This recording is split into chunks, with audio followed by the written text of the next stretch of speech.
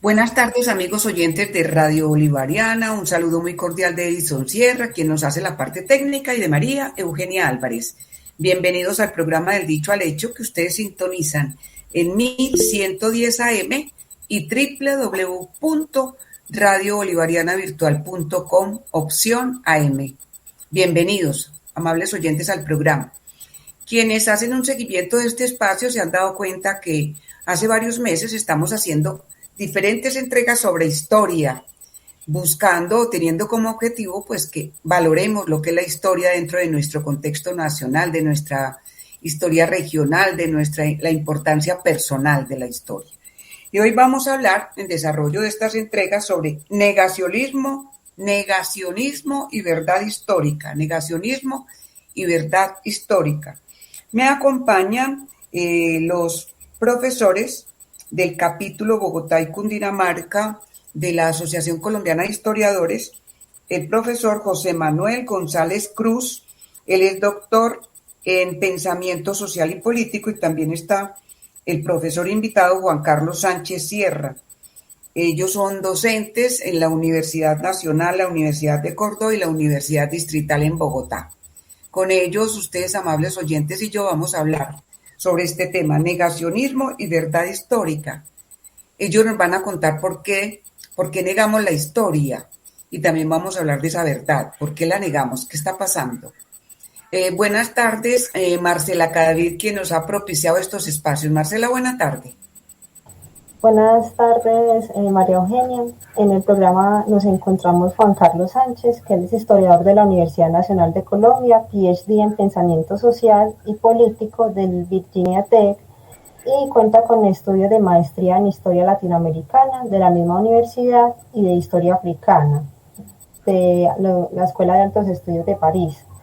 También nos encontramos José Manuel González. Él es del capítulo Bogotá, Cundinamarca, y él es docente de la Universidad Distrital de Francisco José de Caldas y de la Universidad Pedagógica. Él es historiador en educación e investigador en esta área, ha escrito varios textos, sobre todo curriculares para Bogotá, y es especialista de la pedagógica.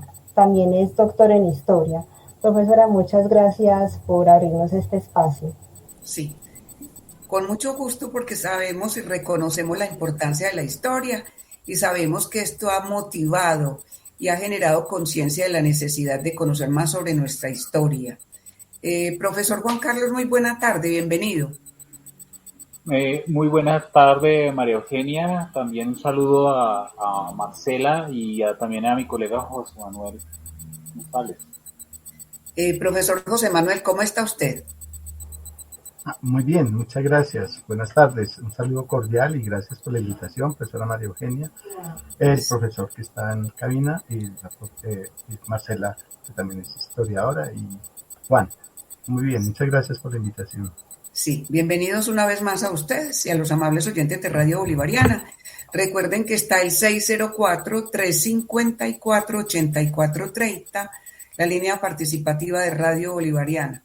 604-354-8430. Negacionismo y verdad histórica. Profesor Juan Carlos, negacionismo y verdad histórica, ¿por qué piensan usted y el profesor José Manuel hablar de este tema? Es muy evidente este negacionismo, y desde cuándo, y qué es el negacionismo, profesores. María Eugenia, pues más allá del hecho de que el negacionismo es una realidad, una constante en el mismo proceso de la construcción del conocimiento histórico, es un fenómeno que no solamente, siempre los que han inscrito las narrativas sobre el pasado normalmente tienden a ser quienes vencen, ¿no? Los derrotados no tienen oportunidad de contar las versiones de su versión del pasado, y por eso por muchos siglos ha sido omitida esta versión, y también esto que es un componente fundamental de la verdad histórica, también del reconocimiento efectivo de los procesos históricos en todas sus dimensiones. Y yo creo que también se debe un poco el hecho en el presente a que se trata de un tema de debate constante, en tanto que la historia como disciplina también está articulado constantemente al presente. Es desde el presente que los historiadores en la actualidad hacemos este tipo de interrogantes, y efectivamente el negacionismo es latente en todas las sociedades que tienen procesos de construcción de la narración, de narraciones sobre la historia, y en buena medida esto se corresponde con un hecho, y es, más allá de la verdad histórica como tal, es algo que siempre ha estado relativizado y está en construcción, y entonces hay una constante redimensión de los fenómenos. En ese sentido, la disciplina está en una constante reconstrucción de los procesos, una constante revisión de las versiones, y sobre todo pues se revisan en buena medida las grandes narrativas que han existido y han predominado, que han sido las que han digamos, instalado en el conocimiento contemporáneo las academias en distintas etapas en esta historia. Sí. Profesor José Manuel, para usted también esta primera inquietud. Pues sí, siguiendo con lo que menciona Juan Carlos, el profesor Juan Carlos, la construcción de la verdad histórica no es desde una sola perspectiva o tiene una sola posibilidad. La verdad histórica tiene diversas perspectivas, es decir, el conocimiento que nosotros nos hacemos del pasado cada vez se va ampliando, se va construyendo, pero no habrá una sola verdad histórica. Sin embargo, precisamente el que haya asociaciones de historiadores, congresos de historiadores, universidades y eventos y publicaciones, y por ejemplo estos espacios, permiten ir acercándonos al conocimiento del pasado. Sin embargo, cuando nosotros hablamos de un negacionismo histórico, nos estamos refiriendo a unos procesos en los cuales hay unos intereses de unos sectores al interior de una sociedad que tratan de desvirtuar consensos que se han hecho sobre el pasado, o minimizarlo o disminuirlo. Entonces, justificarlos, minimizarlos o justificarlos. Pues, en ese sentido, hablar de negacionismo es negar verdades o acuerdos o consensos que se han hecho sobre las verdades históricas. Bueno, muy interesante. Hay negaciones, hay conocimiento del pasado. Siempre ha existido, entonces se puede concluir inicialmente que siempre ha existido este negacionismo, pese a que hay una verdad histórica. Profesores, Juan Carlos y José Manuel. Profesor Juan Carlos, siempre ha existido. Bien. Sí, creo yo que siempre ha existido. El hecho está en que siempre se impone la verdad del dominante, ¿no? La verdad, esa es la narrativa que predomina, y hasta nuestros días siempre han sido esas narrativas justamente las que se constituyen en la versión más, digamos, más corriente, y es porque los derrotados no tienen los mecanismos para inscribirla y transmitirla, divulgarla. Y entonces cuando uno, por ejemplo, simplemente uno se va a la realidad, por ejemplo, del pasado colombiano, pues durante muchas décadas, por no decir siglos, se ha, digamos, omitido, por ejemplo, el concepto de si lo que ocurrió en nuestro continente y en lo que era el territorio de Colombia antes de nuestro proceso republicano, que si, digamos, la llegada de los españoles fue o no una invasión o fue una conquista, ¿no? La conquista es una exaltación. Al nivel puramente conceptual, es equívoco utilizar esa noción porque es una exaltación del proceso, un proceso donde realmente ocurre es una invasión, y a la vez también, si uno se pone a hacer como una verificación de los hechos, digamos las cifras, por ejemplo, la debacle demográfica, uno puede empezar a hablar de darle sentido a una noción como por ejemplo la de un genocidio, y así ocurren muchísimos hechos. Yo creo que podemos abordar algunos de ellos para arrojar un poco de luz a este proceso. Entonces, creo yo que efectivamente el conocimiento histórico está en constante disputa, y sobre todo es desde el presente, desde la cual se estimula que se dé una reactivación de la negación. Simplemente un ejemplo de esto es hasta qué punto, por ejemplo, un caso, por ejemplo, la forma como hace unos 2-3 años una senadora, la senadora María Fernanda Cabal, arriesgó un comentario ante los medios de comunicación diciendo que no había habido nunca una masacre de las bananeras en 1928, cuando en realidad han sido hordas de historiadores que han no solamente redimensionado el fenómeno, sino que han reescrito un proceso que si hubiera quedado en manos de las clases dominantes que antes manejaban el discurso histórico, seguramente habría quedado como menos que una masacre, y seguramente hoy en nuestra época en la que se manipulan los conceptos no se hablaría probablemente de una masacre, sino, no sé, asesinatos colectivos, o no, o simplemente gente que falleció en la plaza de Ciénaga, Magdalena. Profesor José Manuel. Bueno, digamos que ahí hay que matizar la pregunta. Siempre ha existido el negacionismo histórico, no es tan así. Es decir, lo que ha habido es una confrontación sobre los consensos del pasado. Pero cuando nosotros nos referimos al negacionismo histórico, ahí hay una implicación ideológica, es decir, cuando hay sectores de la sociedad que desde su perspectiva ideológica o no les conviene o desean ocultar lo que ha ocurrido sobre el consenso del pasado. En el caso, por ejemplo, de lo que ocurre en Alemania en 1986, que se dio a conocer como la querella de los historiadores, y básicamente era cómo los alemanes no querían saber qué había ocurrido ni reconocer el holocausto generado por ellos. Y digamos que la perspectiva conservadora emerge para disminuir o para relativizar la situación de la historia de Alemania de ese momento. En el caso, por ejemplo, de Argentina o de Chile o de Brasil, después de las dictaduras militares, ha emergido esta corriente negacionista para disminuir lo que acaban de realizar estos militares o disminuirlo o justificarlo. Por ejemplo, lo que hemos dado en llamar desde la historia o que ellos en Chile y en Argentina y en Brasil han dado en llamar la teoría de los dos demonios, es justificar que por el desarrollo de unas prácticas revolucionarias muy fuertes el Estado, en este caso los militares, tuvieron que actuar de esa forma. Esa es una forma de negacionismo. O disminuir que la actuación de desapariciones, de asesinatos, de tortura, de violación de los derechos humanos no fue tal, sino que fue menor. O, en últimas, como lo menciona Juan Carlos, por ejemplo, de negarlo. En Colombia nosotros vivimos un negacionismo precisamente porque estamos en un periodo de transición o de cierre en los acuerdos que se hicieron de La Habana, pero no es el único momento. Ha habido momentos, pero digamos que estamos asistiendo a un momento de negacionismo muy fuerte por parte de una élite en Colombia y de todo un proceso de gente, de intereses, que les interesa o negar o disminuir o justificar. Esto es muy evidente, por ejemplo, cuando en la presidencia de Álvaro Uribe Vélez, él menciona que en Colombia, por ejemplo, es un caso, ¿no? Hay muchísimos más. Menciona que en Colombia no ha habido un conflicto, sino una amenaza terrorista. Digamos, ahí hay una forma de negacionismo.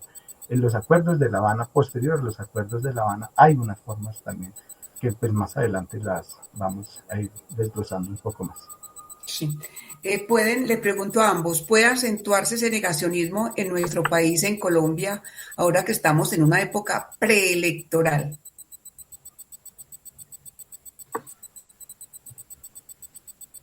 Yo quisiera aportar allí un elemento, y es que efectivamente en procesos de configuración en el presente, como lo que va a ser el futuro, por supuesto que es una estrategia política muy funcional. No solamente yo creo que se debe mencionar el hecho de, por ejemplo, el negar el conflicto le limita la posibilidad al actor armado de ser representado internacionalmente como un actor de beligerancia, lo que legitima que en procesos de paz haya un proceso de reincorporación, un proceso de transicional de la justicia, sino que, por ejemplo, sirve como instrumento, por ejemplo, para suavizar hechos. Yo simplemente quisiera poner un ejemplo, y es en procesos electorales, como por ejemplo cuando se hizo el plebiscito por el acuerdo de paz.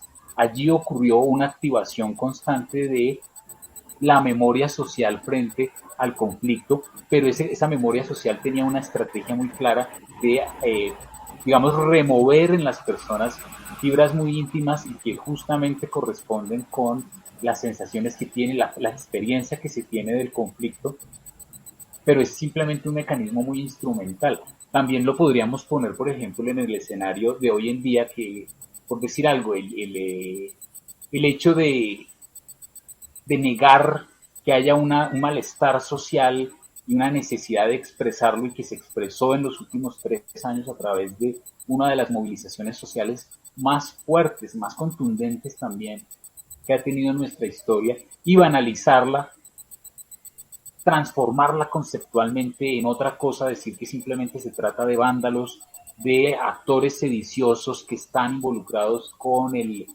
castrochavismo. Entonces se le dan una serie de conceptos que son muy funcionales para despertar una reacción de miedo en la población y también para, frente a los medios de comunicación, de alguna forma alterar, no solo conceptualmente, sino en la realidad de las cosas como han sucedido, alterar la forma como se ve, por ejemplo, el gobierno. Yo creo que en esto ha sido muy funcional, por ejemplo, el papel que ha tenido nuestro actual ministro de Defensa, Diego Molano, quien no solamente niega el conflicto por puramente un principio de partido, sino también niega el hecho de que haya una razón social para que haya la protesta, y además de esto le da unas indicaciones que sirven mucho en el establecimiento de una verdad provisional, que es lo que hace el periodismo, los medios de comunicación, que son justamente los que mueven la opinión, pues funcionan mucho dentro de esos conceptos que son una verdad muy provisional, que es como lo que se llama en la historia, el periodismo es el primer borrador de la historia. Pero 3 meses después de que hiciera este tipo de declaraciones el ministro, uno ve que no solamente por presiones internacionales se tiene que redefinir esa versión que estaba ofreciendo el ministro, y además toda la actitud del gobierno frente a los procesos de movilización social, que son una expresión social de un malestar que va mucho más allá, de lejos, de simplemente asumir que se trata de la influencia cubana o probablemente rusa, sino más bien esa es muy funcional esa versión, y seguramente vamos a estar frente a este mismo proceso en los siguientes meses, que es justamente se empieza, digamos, a calentar el hervidero electoral del país, y allí es muy funcional esa primera versión que opera mucho porque cala en la memoria social, y es además, pues, por lo que señalo, es simplemente es una versión provisional y es la oficial, no incluye las versiones que ahí son múltiples. En ese proceso se requieren muchas más versiones y el tiempo lo irá indicando, no solamente la verdad que quiere ofrecer el partido de gobierno, sino también la que puede ser funcional para los medios, y también en algún momento va a empezar a entrar la verdad judicial, ¿no? Sí, profesor. Profesor José Manuel. Pues yo no lo veo tanto como una estrategia coyuntural, electoral. Es una apuesta mucho más fuerte que una estrategia electoral, es una apuesta histórica, es un proceso que tiene más profundidad. Sin embargo, cuando hubo la campaña para escoger el candidato del Centro Democrático, por ejemplo, en el último debate que se presentó en el canal RCN, una de las preguntas y la pregunta central a los candidatos del Centro Democrático era si ellos acabarían con la JEP o no, o si la reformarían. Y pues por supuesto que todos los candidatos mencionaban que la JEP, la Justicia Especial para la Paz, era una justicia hecha a medida para la FARC, y que efectivamente esa justicia pues no permitía llegar a una verdad histórica en sus discursos. Lo que evidencia allí es que hay una necesidad de negar o de ocultar esta herramienta de justicia transicional que es la JEP, porque la JEP y la Comisión, por ejemplo, para el esclarecimiento de la verdad, lo que buscan precisamente es eso, más que una verdad jurídica o una justicia jurídica, lo que se está buscando en estos casos es una verdad. Pues en este momento en que estamos viviendo, lo que podemos ver es toda una estrategia política, pero de utilizar la historia para, uno, negar el pluralismo de ideologías, porque de una vez se está planteando que esas ideologías, por ejemplo, son extremas o que hacen parte de un terror, y no hay una ideología allí. Segundo, es de una interpretación histórica con mentiras insostenibles, no se pueden sostener en los consensos que se han dado de la historia y ni siquiera en los hechos. Y tercero, para crear una identidad convencional afín a estos procesos. Por ejemplo, colocar como que el único actor violento, terrorista de Colombia fueron las FARC. Y de paso se niega la actuación del paramilitarismo y del Estado, es decir, del mismo, las fuerzas de seguridad del Estado, que tuvieron participación en todos los hechos de la violencia que hemos vivido. Entonces, en estos casos hay una propuesta mucho más amplia que está allí. Hay otro elemento, por ejemplo, que está atravesado en lo que me refiero un poco más allá. En las conmemoraciones del Bicentenario, por ejemplo, el presidente Iván Duque mencionaba que los padres fundadores del proceso del Bicentenario en Colombia no eran los venezolanos, sino que eran los norteamericanos. Eso no se puede sostener, es una verdad insostenible en la historia, precisamente por el conflicto que se vive con Venezuela. Entonces, negar la existencia de un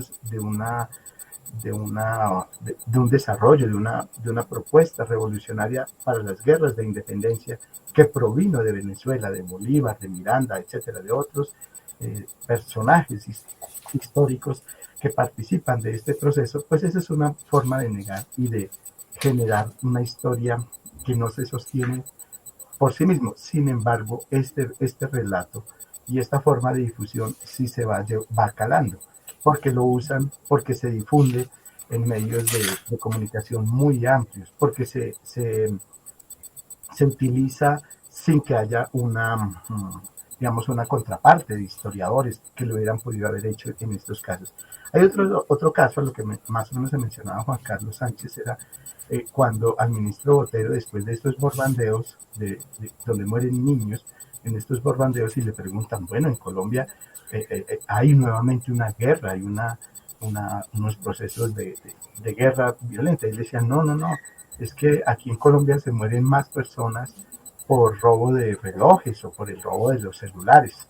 Que esa es una forma también de disminuir o de justificar unos procesos y de banalizar la situación. Lo mismo, por ejemplo, con el ministro Molano, ¿no? Cuando ha habido los bombardeos a estos campamentos de las disidencias de las guerrillas que no se incorporaron a los acuerdos de paz o a los procesos de negociación, ha habido una justificación es porque son guerrilleros, porque efectivamente, pero, por ejemplo, cuando detienen al líder del Clan del Golfo, pues la forma de cogerlo preso no fue con un bombardeo, sino tomándose fotografías y demás. Ahí se mandan unos mensajes muy fuertes a la historia de Colombia y a la enseñanza, que es a donde más adelante me voy a referir de cómo esto va calando en los procesos de una pedagogización de la memoria a nivel colectivo.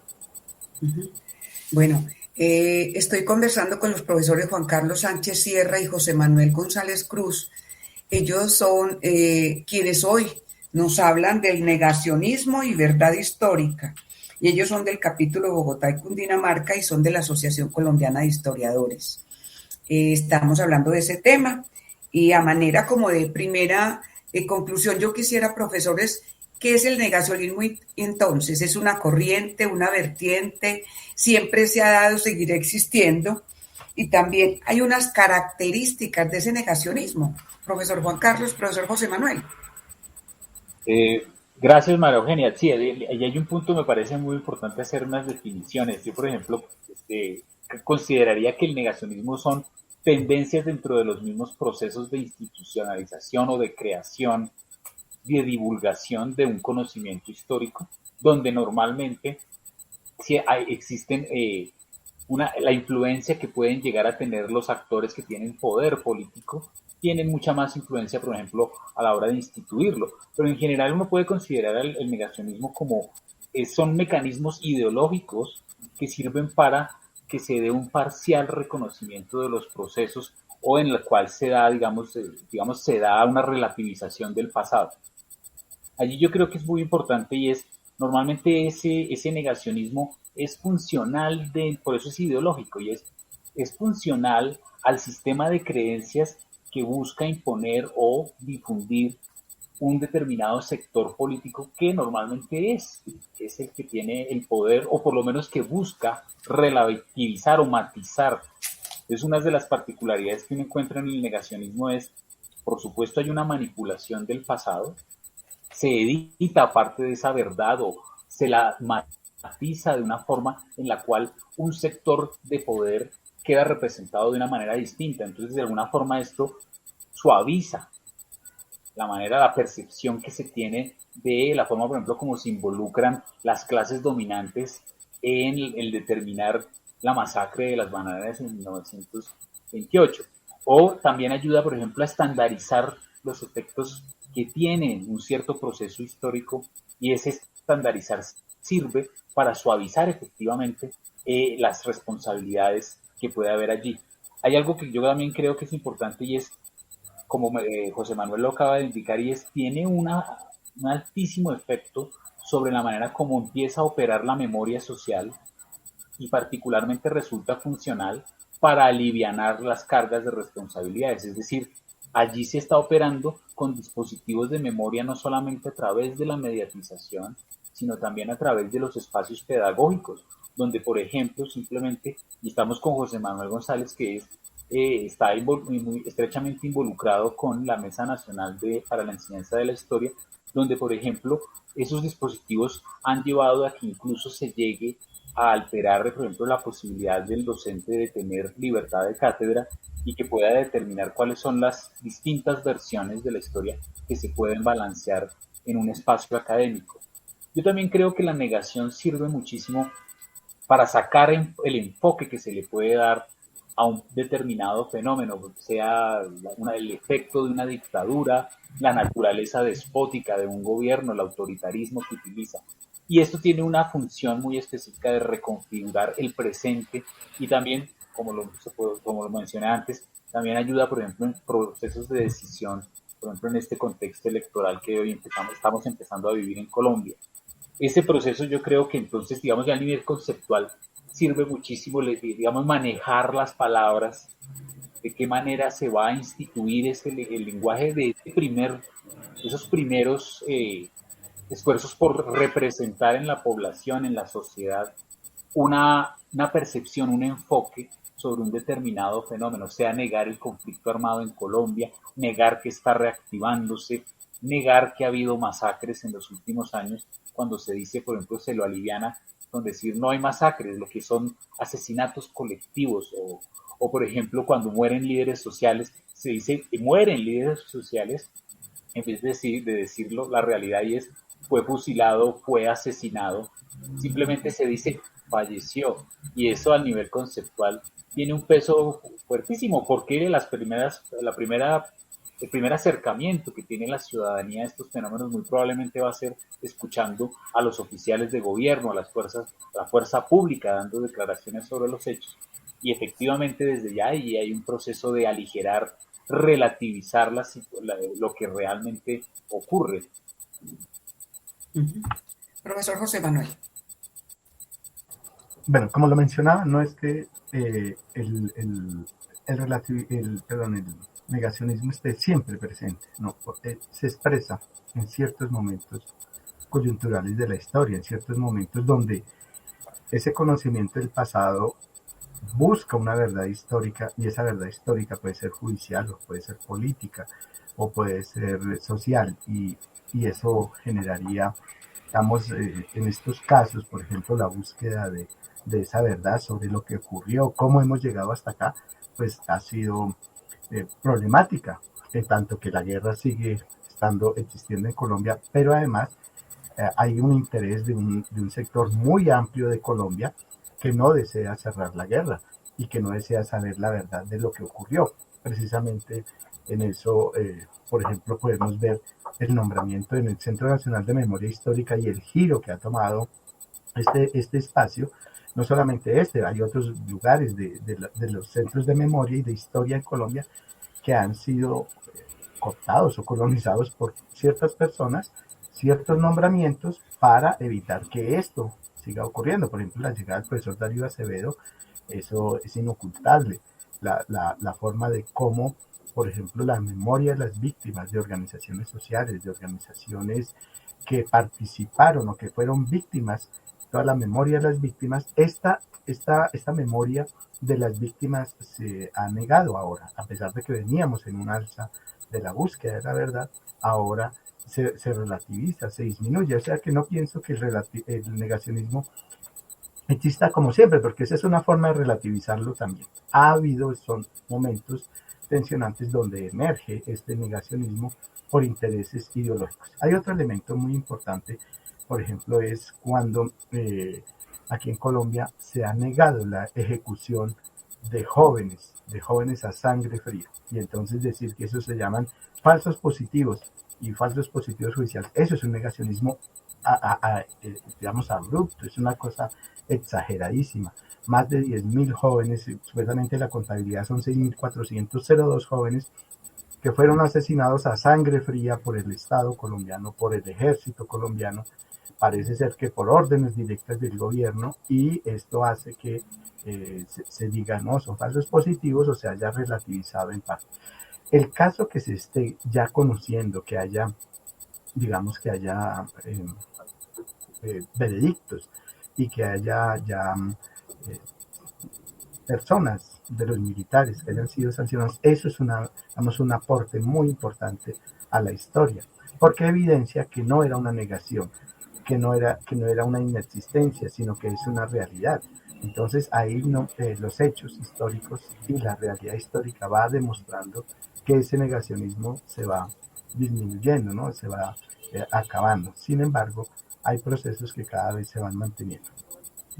Bueno, vamos a unos mensajes, Edison, y seguimos en un momento conversando sobre negacionismo y verdad histórica con los profesores José Manuel González Cruz y Juan Carlos Sánchez Sierra. Ellos son del capítulo Bogotá, Cundinamarca de la Asociación Colombiana de Historiadores. Con ellos estamos conversando este tema. Volvemos en un momento. Sexólicos Anónimos es una agrupación de hombres y mujeres que comparten su mutua experiencia, fortaleza y esperanza para resolver su problema común y ayudar a otros a recuperarse de la adicción al sexo. El único requisito para ser miembro de SA es el deseo de renunciar a la lujuria y de alcanzar la sobriedad sexual. No se pagan honorarios ni cuotas, nos sostenemos con nuestras propias contribuciones. Sexólicos Anónimos es un programa de recuperación basado en los principios de Alcohólicos Anónimos, los 12 pasos y las 12 tradiciones. Contactos: samedellíncolombia@gmail.com, www.sacolombia.com. Para mayor información, comunicarse al número celular 321-847-2514 si es mujer y al 310-443-9925 si es hombre.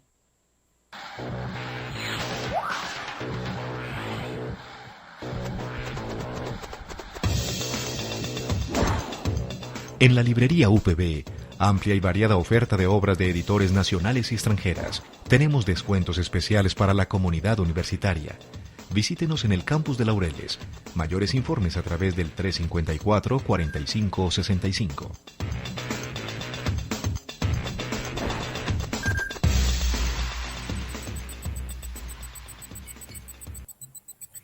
Este es el programa del Dicho al Hecho de Radio Bolivariana que ustedes sintonizan en 1110 AM y www.radiobolivarianavirtual.com, opción AM.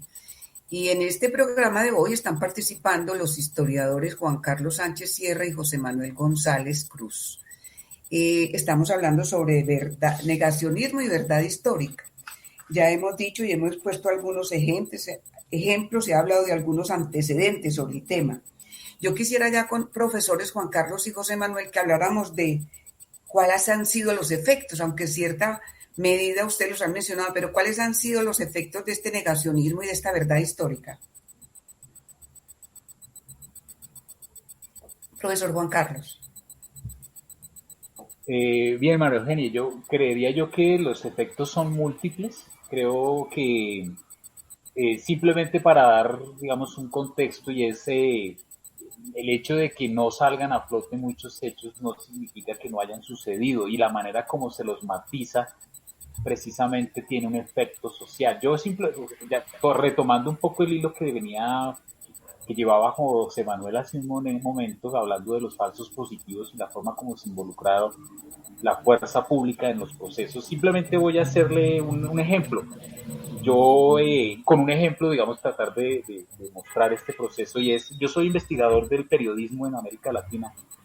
particularmente el periodismo de oposición, que siempre ha tenido algún tipo de presiones, ¿no? Y si usted lo considera en los últimos 4 o 3 años, ha habido un declinar del periodismo de oposición en la medida que se han cerrado espacios. Se han abierto muchos otros porque la verdad es que existe una esfera pública que está y allí se va constantemente denunciando, pero ha habido momentos en nuestra historia en la cual no se daba esa situación.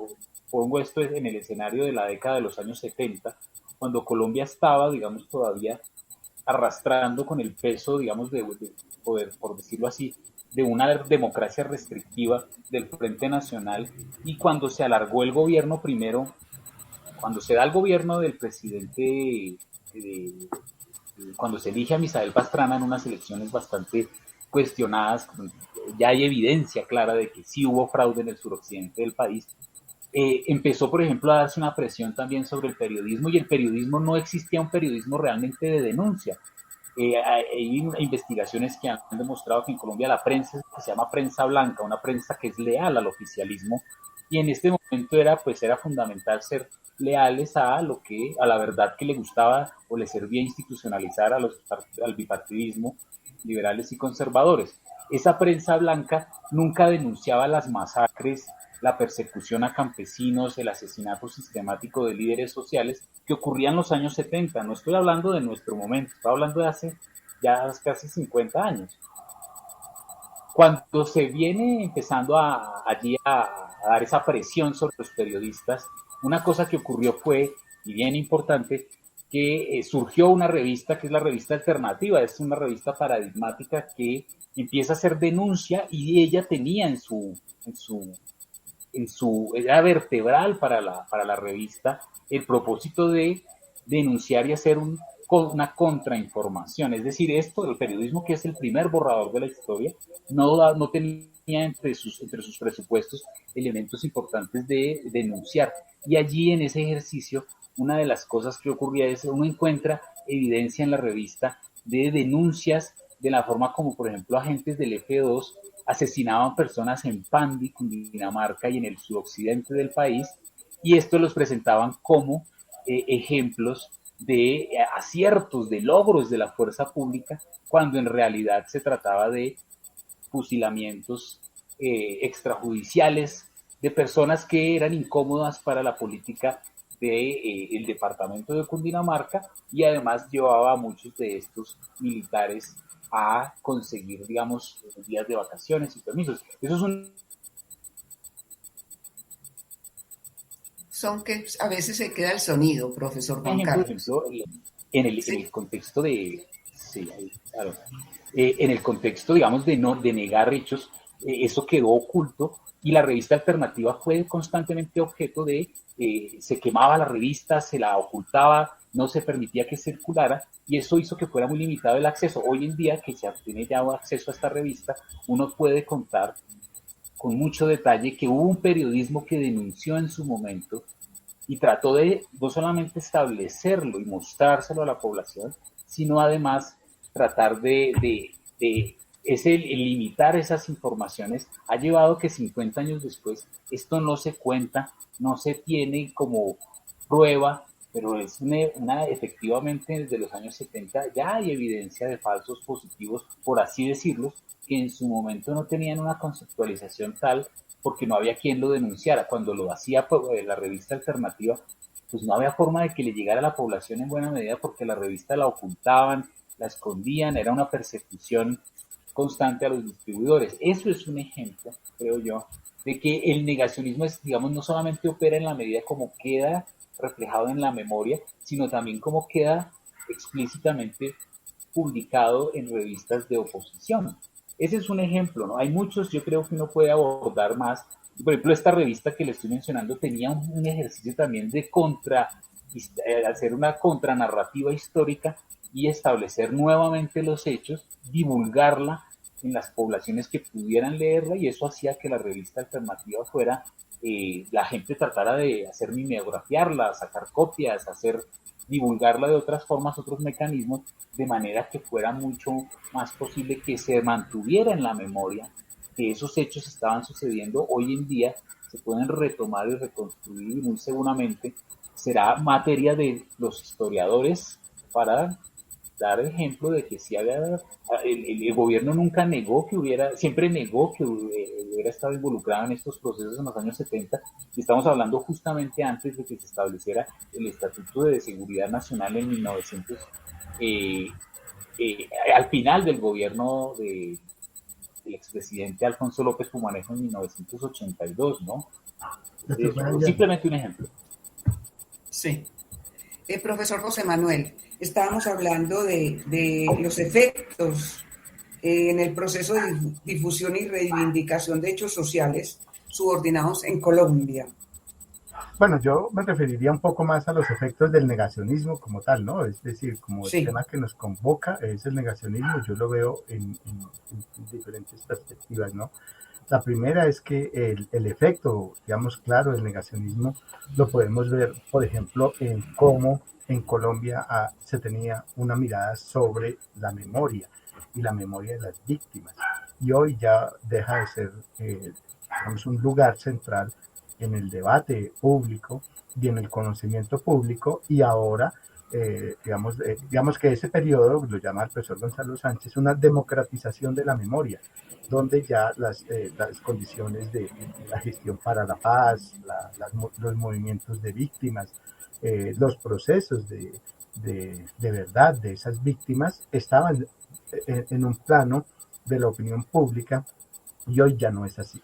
Hoy, al contrario, emergen lo que se ha dado en llamar como unas narrativas tóxicas, que son básicamente una perspectiva de odios, de deshumanización, de crueldad, de afirmaciones históricas que no pueden ser sostenibles, y que efectivamente las víctimas ahora pasan a ser culpabilizadas. Es decir, es un proceso, cuando uno mira procesos de acuerdos en Sierra Leona, en Sudáfrica, en una cantidad de lugares, las víctimas no se les dio este tratamiento que ocurre en Colombia, es decir, pasar de víctimas ahora a ser revictimizadas. Entonces, básicamente es como este posacuerdo lo que llevó es que no se finalizó la guerra, sino que al contrario, se comienza otra vez a reactivar, y en este caso, por ejemplo, el caso de las víctimas, se les está haciendo una injusticia histórica. Digamos que eso por un lado. Por otro lado, en temas, por ejemplo, de la educación, ¿no? La enseñanza, la historia, algo que se mencionaba Juan Carlos. Yo hice parte de la comisión en el Ministerio de Educación Nacional, la Comisión para la Enseñanza de la Historia, y allí pues hubo un debate también muy fuerte, y en el cual también allí estos debates no se posicionaron, que era lo que se esperaba, que después de un acuerdo de esto se pudiera hablar de la guerra en Colombia y de la memoria. Allí tampoco no se pudo, por muchas razones. Sin embargo, por ejemplo, cuando uno mira el caso de Argentina o de Chile, de Brasil y de otros lugares, los informes como el Basta Ya, que surgió aquí, y otros, sí se incorporaron en la educación, y esto permitió que se comenzara a conocer un poco más del pasado. Aquí los libros de texto que se utilizan en el bachillerato pertenecen a corporaciones, a organizaciones multinacionales privadas de mucho interés económico, y en lo cual, por ejemplo, nosotros podíamos ver una publicación que salió de un libro hacia los años 2017-18 en el contexto del proceso electoral y cuando en el contexto del no, de cuando gana el plebiscito, el no, aparece un libro que tuvieron que modificarlo, donde se mencionaba que el proceso, por ejemplo, de política de seguridad democrática fue más beneficioso para Colombia que perjudicial. Digamos que eso ya es una verdad histórica, que eso todavía no ha sido balanceado, eso no ha podido, digamos, organizarse. Hay otro elemento, por ejemplo, de los lugares públicos de la memoria. Entonces, los lugares públicos de la memoria, los monumentos, las estatuas, todas estas construcciones no reflejan lo que ha ocurrido en la guerra en Colombia, no se hace una mirada al pasado, y ni los procesos memoriales se están utilizando. Entonces, pero sí hay aquí en Colombia una construcción de 13 monumentos de la victoria de las fuerzas militares. pero no hay de otros procesos. Es decir, que la guerra sigue expresándose por medios simbólicos, por medios educativos. Hay una pedagogización de la guerra, hay una pedagogización de la crueldad, de la muerte, del dolor, y eso no se cierra, eso no lo hemos cerrado. Y creo que lo mejor en estos casos para un país es disminuir estos efectos de ese negacionismo histórico, que son mentiras, son verdades insostenibles, y que verdaderamente hiciéramos un acceso mejor al conocimiento del pasado. Dejo ahí. Bueno, los efectos son muchos entonces, profesores. Otro efecto, profesor Juan Carlos, que usted pueda mencionar de este negacionismo histórico. Pues ya, María Eugenia, en ese contexto podría uno, digamos, tener cierta libertad de dar un ejemplo. A mí, por ejemplo, en este momento me surge la idea y es, retomando también lo que dice José Manuel, y es efectivamente cuando se altera la verdad que se le ofrece a los jóvenes en los colegios, muy seguramente se empieza a instalar la fundamentación, las bases de ese negacionismo ya operando en la memoria social, ¿no? Yo, para dar simplemente un ejemplo, y es la constante de no llamar a las cosas por su nombre, de llamar, por ejemplo, a la relación que debemos establecer con España como de fraternidad y hermandad, y eso lleva a que no se balanceen efectivamente, por ejemplo, la influencia que tuvo España en la catástrofe de la población indígena, en el tipo de esclavitud que se articuló en el territorio de la Nueva Granada y que tiene a poblaciones indígenas y afrodescendientes hasta nuestros días enterradas en el olvido, en el fango también de la historia y sin, bien importante María Eugenia, sin la capacidad de discutir, de conceptualmente transgredir esa versión o por lo menos matizarla. Y es un hecho y es, si José Manuel y yo estuvimos participando en la Mesa Nacional en la Mesa Nacional para la Enseñanza de la Historia, fue porque en algún momento se sacó del currículo escolar y universitario que fuera importante enseñar historia a los niños. Y una razón, yo creo que hay algo que se trata también de allí de ocultar. Y en ese mismo proceso, creo yo que se limita, y eso me parece bien preocupante a nivel de la pedagogía, ¿no? Y es limitar conceptualmente a los jóvenes de que accedan a distintas versiones de la historia, les da necesariamente como opción que validen la que esté vigente, y también los limitan de conocer nuevos conceptos y de buscar por sí mismos qué fue lo que pasó. Cuando se trata, por ejemplo, cuando yo tengo estudiantes que me quieren hacer los trabajos sobre la masacre de las bananeras, pues me parece estupendo que lo hagan, pero hay que hacerlo con otros instrumentos, otros insumos históricos, que no sea simplemente la versión oficial, que normalmente es la que más fluye, más, digamos, es la que impera. Eso hace que los jóvenes en los mismos colegios se dotan cada vez de menos elementos conceptuales, y allí hay un punto importantísimo, y es, además de que se está paliando la posibilidad de que haya una memoria social, también se limita al nivel solamente conceptual de cómo es, discernir críticamente un fenómeno del cual todavía estamos reescribiendo el proceso. Entonces simplemente va a quedar, siempre va a estar vigente la misma versión, entonces va a ser la versión de lo que escribieron los historiadores en los años 40, que era simplemente una justificación que ni siquiera tenía en cuenta la realidad, efectivamente lo que ocurría en Ciénaga en términos laborales, impulsado por la United Fruit Company, avalado por la fuerza pública y auspiciado por el gobierno de Abadía Méndez y de todo digamos, todo el andamiaje político de la regeneración, que fue un periodo de gobierno conservador al que le convenía muchísimo que se silenciaran estas verdades, y los liberales en los años 30 y 40 perpetúan versiones que son suaves, versiones que casi que son una caricia a la verdad histórica, a esa verdad histórica en la que se trata de justificar que allí no hubo tal masacre, que no tuvo nada que ver el gobierno, que cómo se le ocurre que la fuerza pública va a disparar cuando en realidad fue una orden que se dio de disparar abiertamente a todos los manifestantes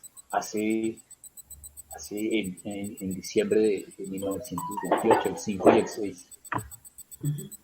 Diciembre de 1928. Para que vamos terminando, profesores, esto también hace que haya más guerrerismo entre los colombianos. Sí, yo quería mencionar ahí algo como respondiendo a la pregunta anterior un poco, y es algo y conectar con la pregunta que acabas de hacer, María Eugenia, es el tema, por ejemplo, en las redes sociales, cómo el efecto de las redes sociales está ampliando y desescalando este negacionismo. Es un lugar donde se genera educación y prácticas pedagógicas no formales, pero que forman ideológicamente y generan todos unos procesos por ejemplo, en este caso, de deshumanización, de crueldad, por un lado, y por otro lado, que generan unos despliegues pedagógicos, por ejemplo, la creación de esas bodegas de troles, lo que llaman los trolls, que son personas especializadas que trabajan en eso para generar opinión en las redes sociales, y son hordas frente a opiniones, y cuando uno, digamos, un mortal se atreve a expresar algo en las redes sociales, le caen en manada y lo destruyen. Es decir, ahí hay toda una intencionalidad de poner determinados contenidos, de generar diversos saberes y posiciones, y ahí se está generando toda una pedagogización social de la crueldad, de la deshumanización, de la guerra. Entonces, sí, efectivamente, lo que tú preguntas, efectivamente se sigue ampliando. Esto por un lado, ¿no? De cómo las redes sociales no le permiten a los jóvenes, a las jóvenes y a las personas discernir. Simplemente son unas verdades ya fabricadas, encapsuladas, y son unos productos y muchas veces ligadas con imágenes falsas, ¿no? Con esas verdades insostenibles.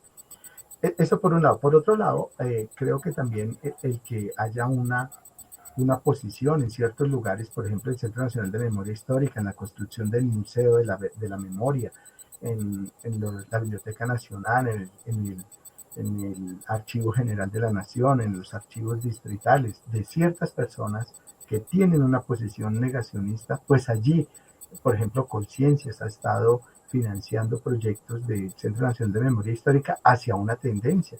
Entonces uno puede ver que hay una publicación de una cantidad de universidades con una tendencia negacionista, donde, por ejemplo, en el caso de los militares, por ejemplo, los militares se definen como víctimas, y eso no es posible en un lugar de esto, ¿no? Entonces se construye una verdad social que es difícil de sostener, pero que se va imponiendo allí. Sí. Finalmente, profesor, no sé si el profesor José Manuel o Juan Carlos, ¿cómo se puede entonces entender las disputas por la imposición de esa narrativa en el campo educativo, en la academia, en la validación científica de las ciencias sociales?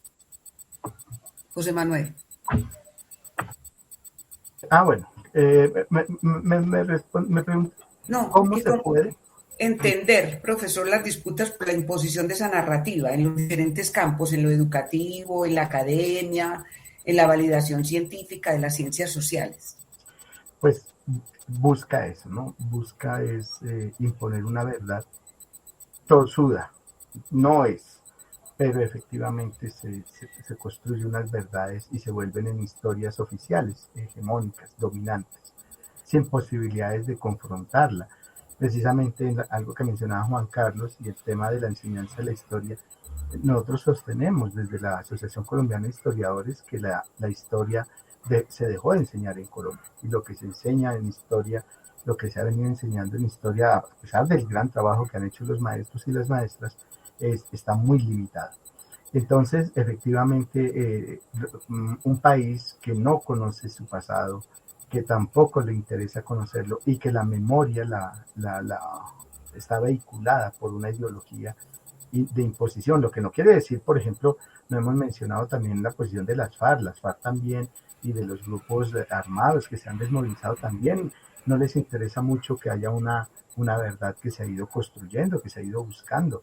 Por ejemplo, el tema de la mujer en las guerras, en las filas, el tema de los niños y de las niñas, el tema del secuestro o la retención. Eso también son verdades que se han estado negando y que se han ido como ocultando.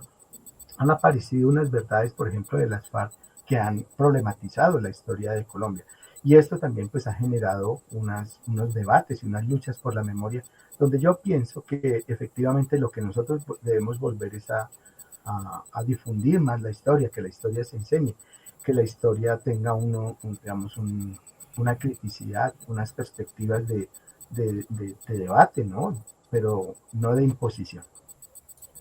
Profesor Juan Carlos, muy brevemente para que terminemos.